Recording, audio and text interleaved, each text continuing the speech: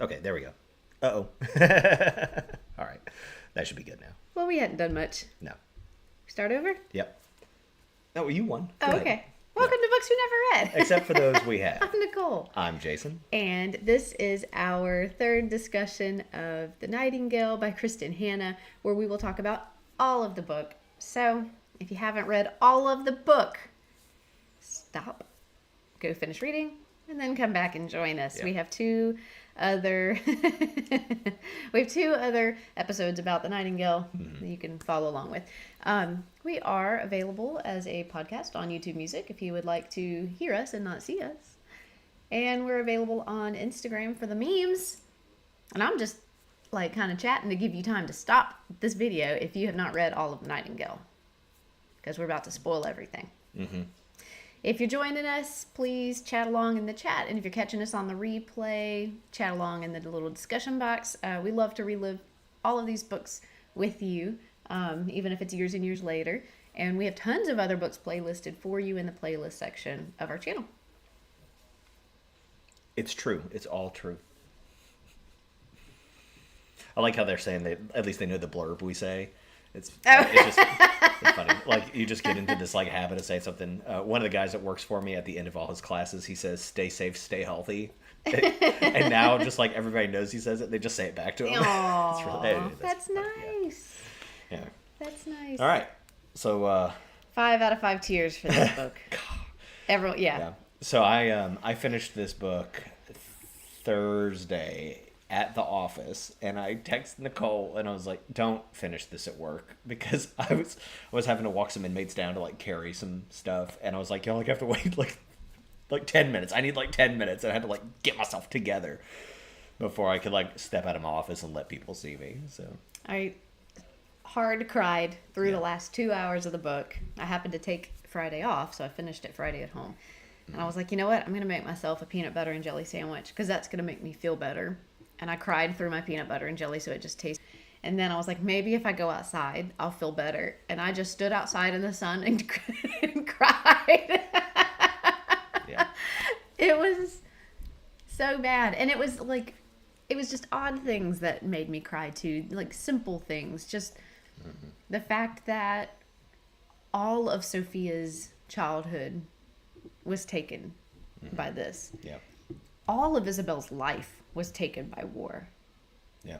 Affected by the war that came before her Yeah. and the war that came while she was a young woman. And just the reality of that, and you know how easily we can take for granted that war affects people because we don't have to see it ourselves. But that there are places all over the world that do have to see this, and children that lose their childhoods and lose their lives. Mothers lose their kids. Fathers lose their wives. I mean, like, husbands lose their wives. You know, like, everyone just loses everything. Yeah. Well, it's like, Peggy wrote just now, spoiler, everyone dies and things get worse. That's kind of funny, but it's also true. Like, I don't think anybody's shocked that, like, a book about World War II, just like everybody dies and things got worse, right? Like, that's where this story goes. But I guess the things that really got me was just like, it wasn't even that Isabel died. Like, I was okay with that. It was that, it was just, I feel like her death was like kind of beautiful. Like, she got to be like, she was the lucky one. As crazy as that sounds, to have like survived these concentration camps and got home and died with the man she loves and died with her family and like died with closure with Vienne, you know, to some degree. And so that kind of got me. One of the other things that really got me was that the main, you know, we made a comment last week that like, oh, that's weird. Like, Beck is dead, so there must be like, who's our new antagonist? Well, we got one, and I can't remember the guy's name. Not worth repeating. Yeah, he shall not be named. Yeah, anyway, that guy. But one of the things that got me was that he just gets to be like, "Hey, we're leaving now, bye," and he just leaves. There's no closure on that story. We don't know if he faces justice. We don't know if he dies. We don't know if he lives. We don't know anything about it. And I think what really stuck with me about him was like, it doesn't matter. It doesn't matter what happened to him, because the evil that he did it doesn't matter. Like it doesn't undo Yeah. what happened, you know. And I think I kind of like that ending for his character, that he just disappears and we don't know, because that is so true for so many people in this, where like the perpetrator of this violence, we don't know. Right. And how do you live without that? That's kind of one of the themes in this book, even though it's not like explicitly stated, but you can't expect to see justice served in all these circumstances. Sure. That you have to find a way within yourself to make peace with the world that you've been handed. Yeah. And the decisions that you've made and the consequences from other people's decisions. And we see that Vian has found a way to make peace with, and she has her son, and Yeah. this kind of came to me when I was talking to my mother-in-law about the book. But like, you know, she's never going to tell him who his genetic, you know, father is. And I hate to say that that's his father, because it's not, but you know, who genetically he has come from. But this is in 1996 that like her old self goes to Paris and has the reunion and stuff. Not far from the creation of like the 23andMe whole genetic testing thing. Yeah. That boy's gonna know. Yeah. And he's not gonna have his mama there to give him answers. So I wonder, I mean, I don't think that she did the wrong thing. How could you tell somebody that they're the product of, you know, violence and hatred like that? But at the same time, when he finds out, I guess he'll put the pieces together and he'll understand what happened. But there's just no right answer there. Yeah, Peggy, that line that he said when he left, "I'll forget you, but you'll never be able to forget me." What a... Nasty. I think I you know, Vian was kind of my last choice for who our main character was in like the modern timeline, and but I'm glad that it's her. You know, Isabel does not get to like live to be a hero. She sort of like dies a hero. She like makes it to the end. They succeed. You know, the other thing too, I was thinking about this morning, was Isabel comes into this book with sort of like a hero figure, right? Like she is impetuous and all these other things, has right? Nothing like, to lose. I think she was always like kind of destined to be a fighter. You know, like she is a fighter, and so we should not be surprised that she becomes a fighter here. And even though I think the book is about Vian and about Isabel, but I always felt for most of the book that it was really about Isabel more than anything. She was sort of like the lead of the two main characters. But I think, by the end, the book is obviously about Vian, I think, more than anybody else. And it's about her, you know, does Isabel change through the war? Sure. But not as much as Vian does, right? Like, Vian is not a hero because she came into it this way. She's a hero by necessity. She's a hero because she's doing the right thing, you know, saving these children and things like that. And she didn't come into it in this brave, rash way. She just accidented upon becoming the savior of all these and she's like, little Jewish babies. You know, Isabel is trying to be a fighter. Yeah. Vian is just trying to help, you know, like, and that's what makes her a real hero. Yeah. You know, that, you know, and like, Isabel certainly felt fear, but like not a lot. You know? Right. And by the point that she almost dies, she's like, "Oh, this is what they told me about, right?" Like I didn't realize, you know. But Vian feels fear throughout the entire thing, and she has the weight of all these responsibilities that Isabel does not have. You know? And we had mentioned before that, you know, Isabel's the woman that we all want to be, and Vian is the woman we end up being. And by the end of the book, you're okay with that. Yeah. Because Vian, she just had a different perspective and had more to lose because she had a daughter, and or different things to lose, not more but different, you know. But she put it all on the line, and she saved those babies and created these like triplicate records and hid them in weird places. I mean, when it came down to it, she was fighting a war too. So how about when another heartbreaking moment is when the Jewish dudes show up to like take Ari. And I felt so conflicted at the time. I had to put the book down. That was the sunshine sob. Yeah. That was me in the sunshine. And I was like, I mean, this is his mom. This is his family at this point. And like, does it matter if he goes back to like, part of me feels like these two dudes who are like, we need him to continue on our like race or whatever.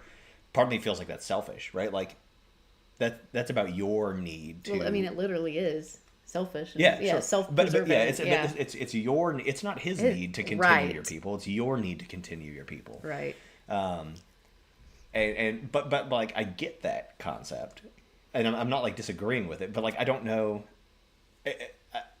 I don't think anybody was like wrong in that case necessarily. But like it was just unfortunate and weird. And I don't know. Again, living in a world where all the wrong choices have been made, and each individual human is just doing what they think is right. Yeah.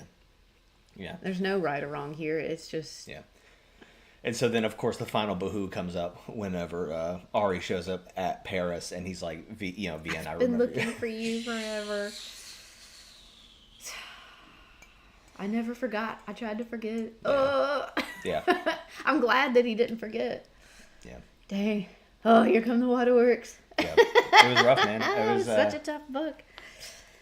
But I think what's really, so earlier on, some people said, some people said, this is like a 5 out of 5, or 5 out of 5 tiers, at least. Somebody said I picked a good book. I appreciate that. It was an accident. But definitely what I think is really cool about this book is it paints such a terrible picture of the choices and the things that happen to these people.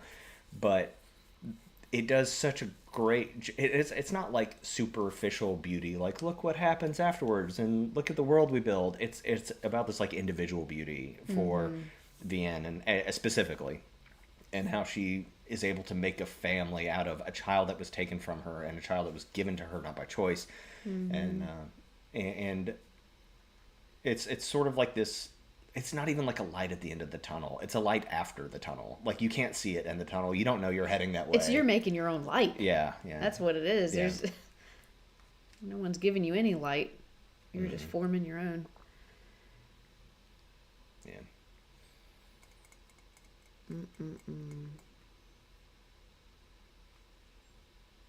Sorry, I'm just catching up on the Chats. chat. Someone had said something that I wanted to point out to. Oh, that kind of Isabel was telling herself, they can break my body, they can't break my spirit. And Vienne just was feeling spirit and body broken, Yeah. all at once. How about their dad going and getting himself killed for Isabel? That was a rough part. That was really rough.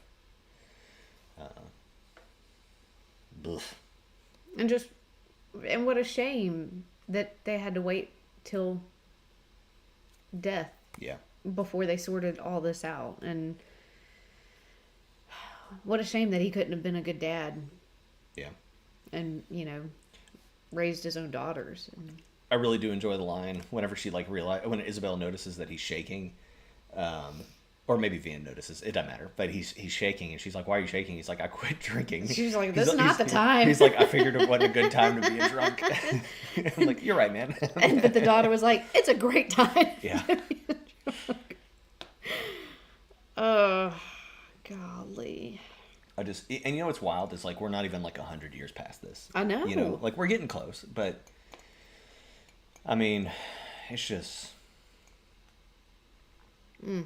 we are so close in history to like so many horrific things, and we like to think, like I know that I'm very susceptible to this, and I've probably talked about this on the show before or whatever, but I think it's very easy for me to think that the world has generally been the way that it is forever. But like I am older than the country of Germany, technically, right? Which is wild because of the fallout from, this entire situation. And the world has not always been this way. And I kind of think about it in Three Body Problem, where they talk about like, well, what if we're in like a place in physics where like the universe just happens to be stable enough here for us to exist. We just exist in this like weird stable bubble of history, semi-stable bubble of history, where like most of history has not been like this, where we can just, and not everywhere on the earth is like what I get to experience. Right. And it's so easy to fall into a trap of thinking things will continue this way. And we have to be on guard against the sorts of things and ideologies and, weird bigoted concepts that like got this to go to where it is, because we are all capable of falling back into it, especially when we think that we're not. Yeah. Yeah, it was interesting that Vian didn't think she did anything by the end of this. She's like, you know, I was just surviving, and I was just trying to keep everything together. But she did. She did a huge thing. She protected all those little lives. Yeah. And helped get them reunited back with whoever they had left to get back with. I mean, that's huge. Yeah. And managed to keep her own daughter alive. Mm-hmm. All while having a German soldier stationed at her house. Yeah. I mean, that's incredible. But even when she was considering going to the reunion, she's like, it's not my story they want to hear. They want to hear about Isabel. Mm-hmm. And that's true. Vian's story is the more common one, but it's not any less important or less beautiful or less impactful. You know, I've said this a lot. Like, I really enjoy stories about, like, normal people. And I think that's what's interesting. I think that's part of why I enjoy the story so much, is because it's about normal people in extraordinary situations. Mm-hmm. And, like, you can make the argument maybe that, like, Isabel or Gaetan or whatever his name is, right? Like, maybe they are not normal people. Yeah, Isabel was not a normal Right, they are abnormal people in abnormal situations, right? Like, they are the hero, the archetype hero character or whatever. But that's what's enjoyable about Vian. And even about her father, right? About Antoine. No, sorry, not Antoine. Julian. Yeah, Julian, right? Is like he's just a normal dude. He's a drunk. He's somebody who is. Yeah. And then he has to step up again to fight the same battle that he has fought before. Right? He survives one world war just to die in the next one. Right? I mean, that's wild. But. And kudos to Antoine, for fighting the family battle once he got out of the war. I mean, he knew that things were different and that they were not the same people anymore. Yeah. And they didn't add up, and he did his best. Yeah. And I think he knew. Oh, yeah. He knew. That Julian, the son, the timing was just, not quite right. He knew. Again, a normal guy just surviving through this extraordinary circumstance. I'm really trying to, like, relax my vocal cords because I'm, like, clenching up and crying on the inside. Anouk. Okay, so the concentration camp part. Mm-hmm. Lord have mercy. No, it was just, I could... For some reason, I kept thinking about V for Vendetta with that part, because in V for Vendetta, they have, like, the little concentration camp that's all women, and that's where Natalie Portman's character goes, and they describe, like, delousing everybody or whatever, and that's what that reminded me of. I saw that for some reason.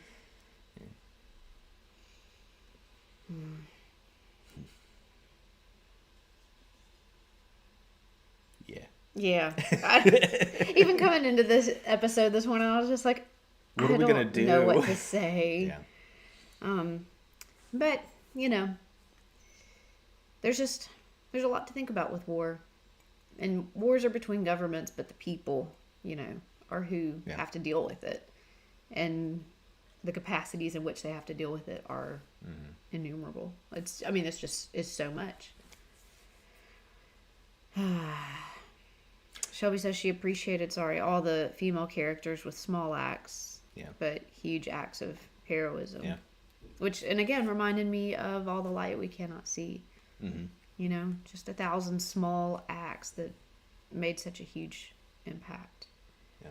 Well, what's interesting too is, talk about, like, these female characters with these huge acts of heroism. The airmen would not, like, trust Isabel to walk them over the mountains. Oh, only the American ones. Well, everybody kind of had some trouble. Everybody kind of had some trouble, I think. But you're right. I think that they were specifically called out. Even though for whatever reason they would respect the mountains when the other ones wouldn't. I don't know. There was, like, something weird there. But anyway, so there was that. But then also the Germans wouldn't believe that she was the Nightingale, right? Like, it had to be a man. It had to be a man. And just this idea that, like, dudes are the heroes or whatever, right? And that's the story you buy into when you read the history books or whatever, because these are the stories that are told, and it's not these stories that are told. Yeah. And it's the boots on the ground. That's where you see most of the movies, and because that's the obvious that's the battle. Yeah. The literal battle is with those guys. But like in this story, like they had to be the heroes. There was nobody else, right? Like if there had been a dude there, maybe he could have stepped up and been the hero so that they wouldn't have to. Cool. But all the dudes whatever. were gone fighting. Yeah. And just because there's dudes doesn't mean that they can't step up. I'm just saying, like, sometimes, you know, dudes are like, oh yeah, I'll get right. They have this like glory mindset. I'm gonna go be the hero. Yeah. But sometimes you have to be your own hero. You know? Mm-hmm.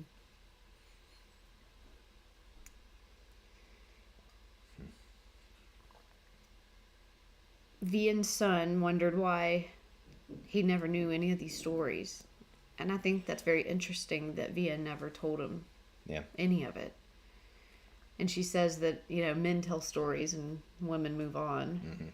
And she sees that from her dad, you know, that he was consumed by what he had gone through. Yeah. And that's not a weakness. That's very reasonable for Papa Julian to have been consumed by what happened to him. Yeah. Like you said, you know, surviving one world war and then just being killed by the other. And I don't know. I just thought that was an interesting line. And we do, you know, women do tend to just forget the weird, terrible things that happened in the past and just move on and build the future that they need to live in.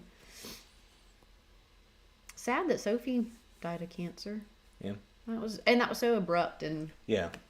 Well, and I think it's, I don't know, but it kind of goes along with this like lost theme for Vian, and like, you know, she was able to have a good long life with Sophie, and so that's great. But I think she has to die, because what you get at the end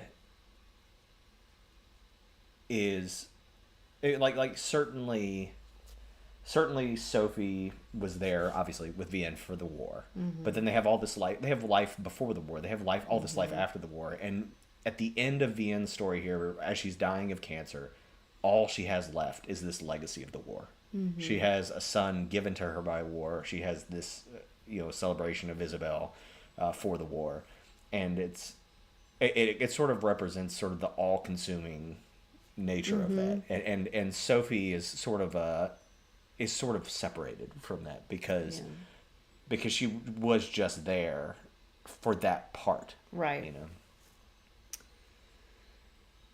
Oh, I keep thinking of something to say, and then so Isabel lived her whole life feeling unconnected, unloved, unwanted, and we really see how through her actions during the war she did form these incredible relationships and attachments with Anouk and with Madame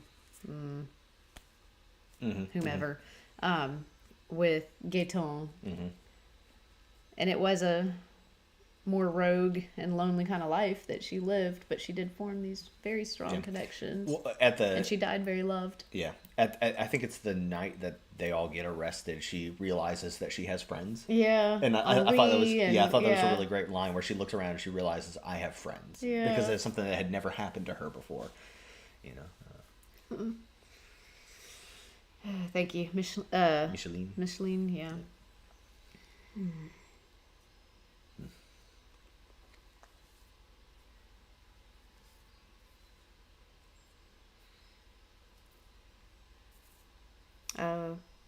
Yeah, I did notice that part about the coffee where they got barley coffee, and I was wondering how that worked. I'm sure it's awful. Well, like we have chicory coffee. Yeah. Because that was just a filler to add right into the coffee to stretch it out more.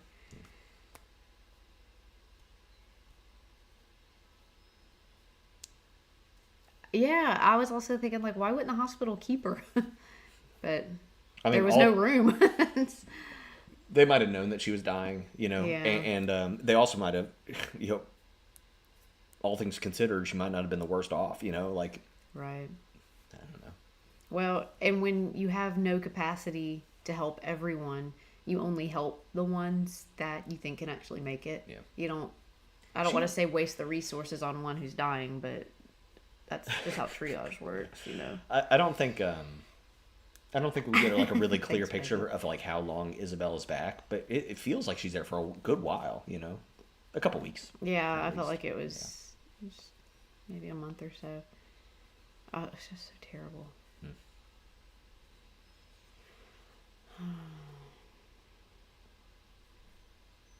Y'all ever watch The Boy in the Striped Pajamas? Nope. Did you ever read that? I thought about it with the striped dresses that they had. Yeah.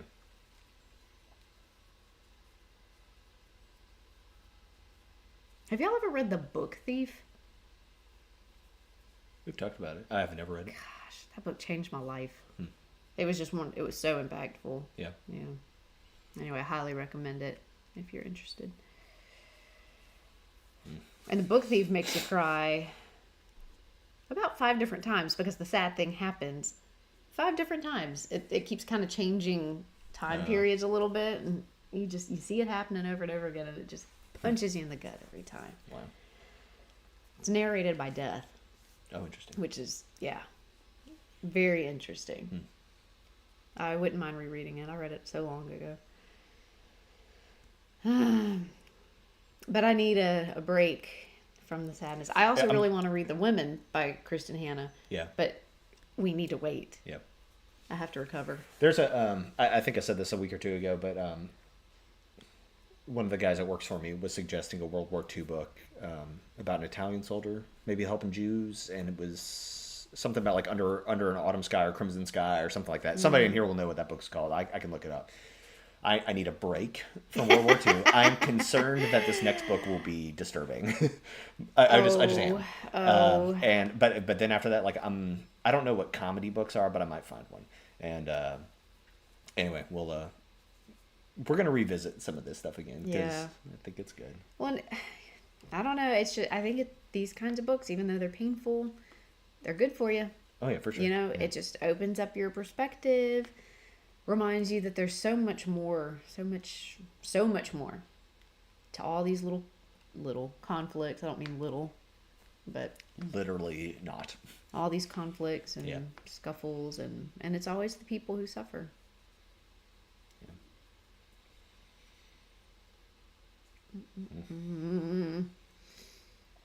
I need a good cry. I need to flush this out my system. But it was a great read. So, I mean, just about the book overall. Yeah, absolutely fantastic. It's definitely good to get. We haven't done like a tier list yet for this year or whatever, or last year. We owe everybody one at some point. But like this was solid all the way through. The not only was the story good, not only did it cover like important topics. But it was the writing, like the prose, I thought were very good, and the pacing was fantastic. Yes. After the last book where I was concerned about our pacing, Onyx Storm. Oh. I just like I can appreciate good pacing, and it kept the story moving. I saw every bit of this book visually in my mind. Oh yeah, every bit of it. Yeah. And there is like a movie or something. It's coming out, or they're working on it. Oh, okay. Yeah, we talked about that. Yeah. Sorry, the COVID's might have slowed it down or something.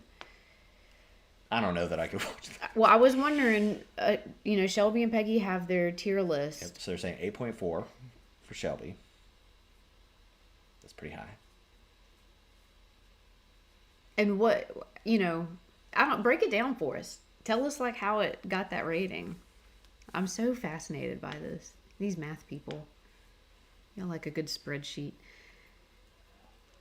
Peggy kept putting it down because she couldn't face it. Yeah. I would mostly listen to this on the way to and from work, and I would find myself like every day being like, I don't want to do this, and I'd put on music for like 3 minutes, and I'd be like, if I don't do it, I'm never gonna finish. And then once I'd start, I can't stop. Yeah. But it's so like it's so good that you can't stop, but it's so horrifying that you can't start. And it was really interesting. Yeah, they'll send us the categories, and we'll take a look. Yeah, she has sent them in the past, or maybe currently. It was good. It was good.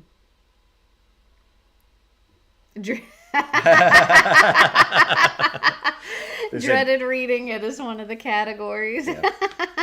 So that's what like takes you away. But in this case, it's probably a good thing. So what do you do when dreading reading it is a positive? Right. Yeah. Engaging plot, themes that evoke discussion, well-developed characters, which this did. This had characters that you both loved them and were so mad at them sometimes. I mean, at the beginning when like Isabel was living with Vian and Sophie, and Isabel was like cutting up in public. Yeah. I mean, in my mind, I like smacked her. Mm-hmm. Like there's a wee babe here, and you're not wrong, but you've got to protect this child. Yeah. Because you gotta. Mm-hmm.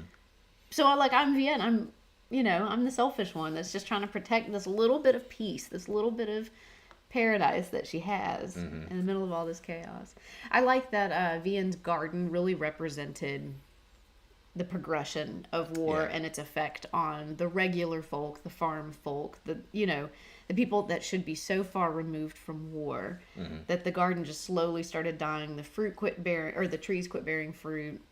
That garden gate was the first thing to break. They never fixed it. Right. And even at the end, when Antoine comes back, she's seeing it through his eyes, this broken gate. Just this symbolism of this land and this home has been cracked by war. Yeah. And it's always going to have these scars. The land has scars, the people have scars, the buildings have scars. Well, it's interesting is like one of the first times we ever really talk about the garden is whenever all the refugees come through and they like raid they eat everything, but the garden is like still okay. And like Vian notices like, hey, this garden's like kind of okay still, but it's just barren basically or whatever. But then it just deteriorates from there, and it starts to grow new fruit, right? These ribbons on the trees and everything. So.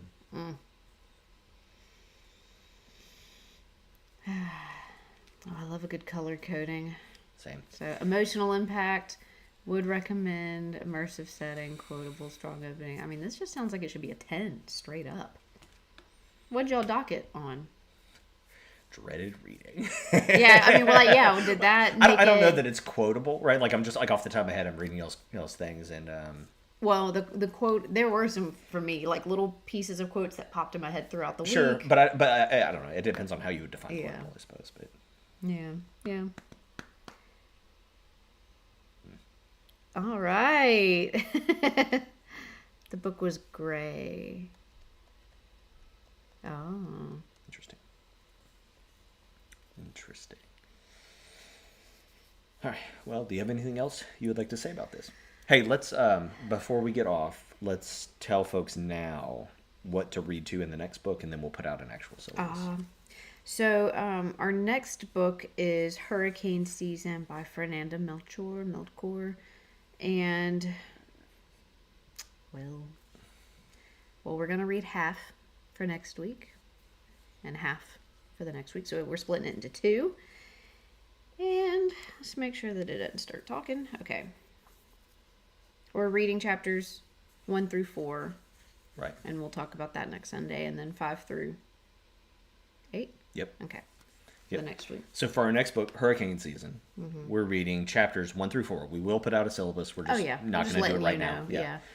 Since y'all are the ones who are going to be reading with us anyway. Yeah. Make sure you find unless you can read Spanish, that would be super cool actually if someone could read Spanish and could help us like pick out the little changes that happen because of translation. It's my favorite. But anyway, it's English teacher geeky stuff. But make sure you find the version that's translated in English for you so you can read. Oh, Peggy, are you dreading it? Oh. Well, we'll find out. At least it's only a 2-week reading. Yeah, so, I thought it sounded so interesting. And it kept popping up on, like, I was looking for, like, I liked this book, so what should I read next? Yeah. And on all my different lists, this book kept popping up. Interesting. And I figured it's so short. So maybe if it's terrible, it won't be so painful because it's short.